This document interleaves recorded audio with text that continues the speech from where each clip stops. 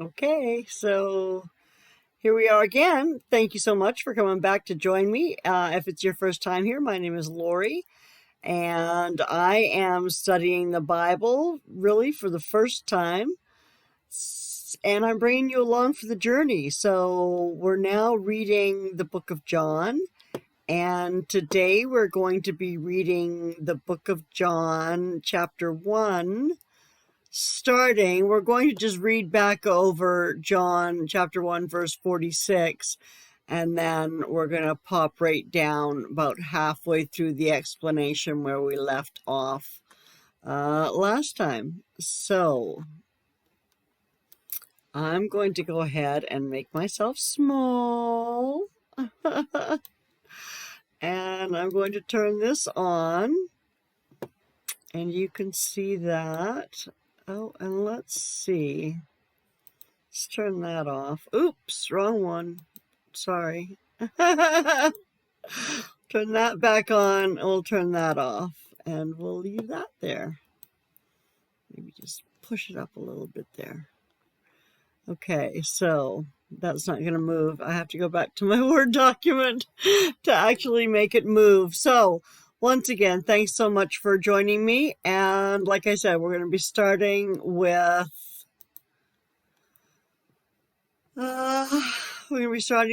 John chapter 1, verse 46. And Nathanael said to him, "Can any good thing come out of Nazareth?" And Philip said to him, "Come and see." So if you remember where we are, you may have just jumped from that one to this one. I don't know. You may have done that. But if you didn't and you're kind of coming along with me as I go, the last time we were talking about Jesus is getting his disciples and calling his disciples to come and follow him. And his disciples are spreading the word to their friends and bringing their friends also to Jesus and therefore to God. And so before we look any further at Nathanael, let's look a little more closely at Philip. So Philip is a Greek name, which would tell us that his parents were probably not devout Jews, but influenced by the Hellenistic or Greek culture. His description of the Messiah to his friend shows us that he was a student of the Word. He knew what the Bible said about the promised Messiah from both the law and the prophets. Philip is seen as a man who finds himself out of his depth at times.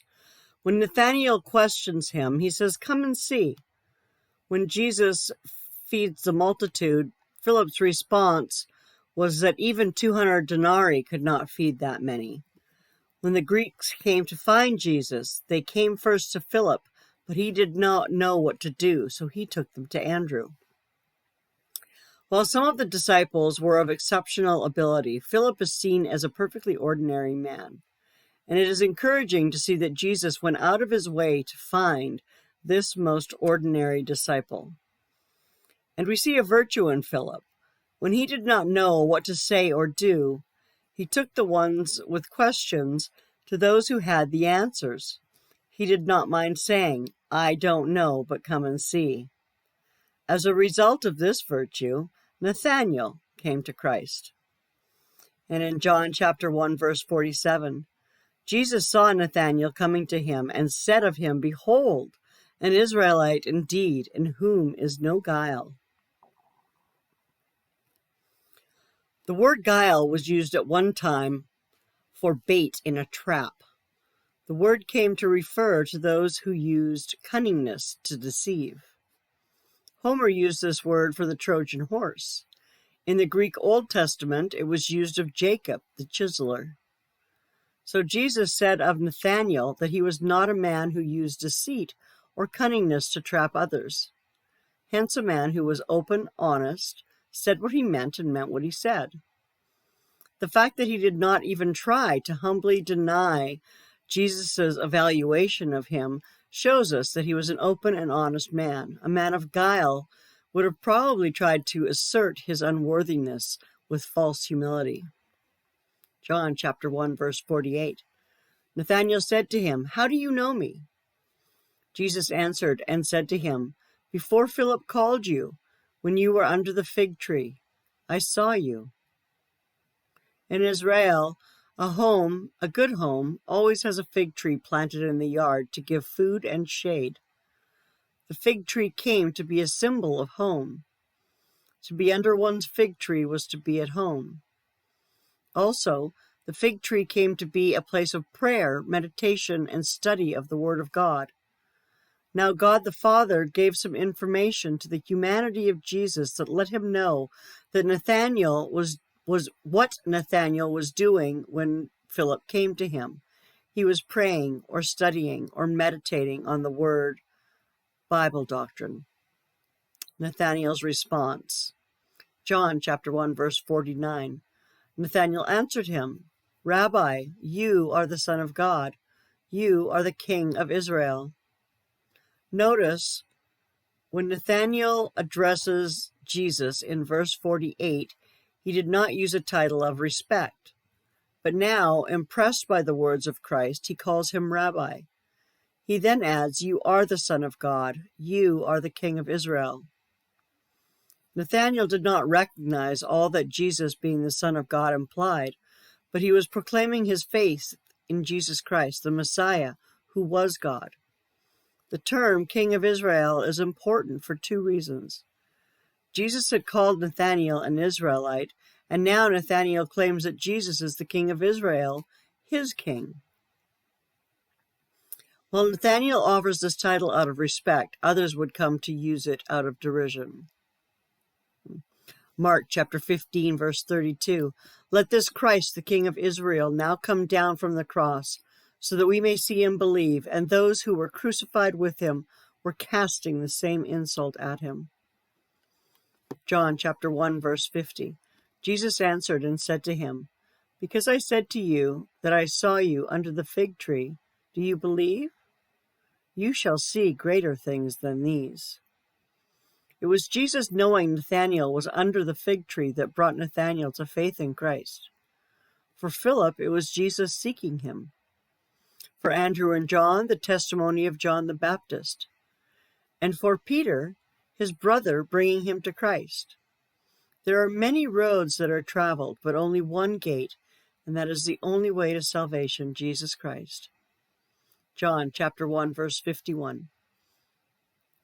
And he said to him, "Truly, truly, I say to you, you shall see the heavens opened, and the angels of God ascending and descending on the Son of Man." The Jew of Jesus' day, like Nathanael and the others, the Jews of Jesus' day, like Nathanael and the others, were familiar with the story of Jacob's night vision in Genesis 28. Verses 10 to 12. Then Jacob departed from Beersheba and went toward Haran. And he came to a certain place and spent the night there, because the sun had set. And he took one of the stones of the place and put it under his head and lay down in that place. And he had a dream, and behold, a ladder was set on the earth with its top reaching to heaven, and behold, the angels of God were ascending and descending on it. In that vision, heaven and earth were brought together by a ladder, upon which angels ascend and descend. In Jesus' statement of John chapter 1, verse 51, he is the ladder, the bridge between heaven and earth, and it is on him that the messengers of God, the angels, ascend and descend. Notice also that in this verse, Jesus begins by addressing Nathanael and then opens a statement up to others who might be round about. By following Jesus, they would see great things. Heaven would open and remain open. The ascending and descending angels would bring forth the whole power of God and the love of God, which was now available to men in the Son of Man. In this one chapter, Jesus has been called the Word, eternal God, the true light and the light of men, the only begotten of the Father, the only begotten God, the Lord, the Lamb of God, the Messiah, the Son of God, Rabbi, and the King of Israel. His eternal preexistence as God, his deity, his humanity, his sovereign authority is proclaimed by man, yet he calls himself the Son of Man. That is the title John used for himself exclusively, more than any other title. He was the Son of Man, who came as man to serve, and who came to save, who came to deliver us from hell and death, to be the man Jesus, whom we can follow.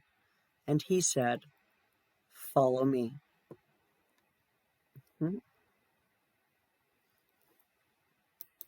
Okay, and you know what? We are actually going to stop there and call it a beautiful day.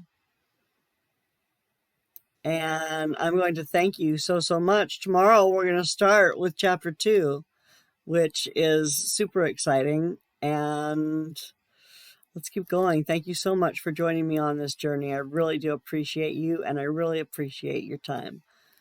Have yourself a blessed day. I will see you soon. Bye now.